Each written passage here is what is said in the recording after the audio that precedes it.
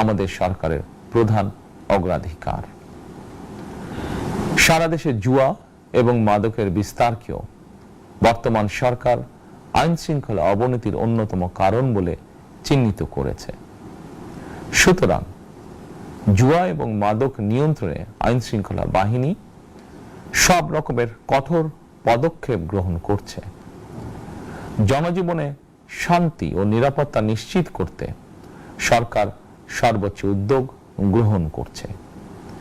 দেশের প্রতিটি সাংবিধানিক এবং সরকারি বেসরকারি প্রতিষ্ঠান চলবে বিধিবদ্ধ নীতি নিয়মে।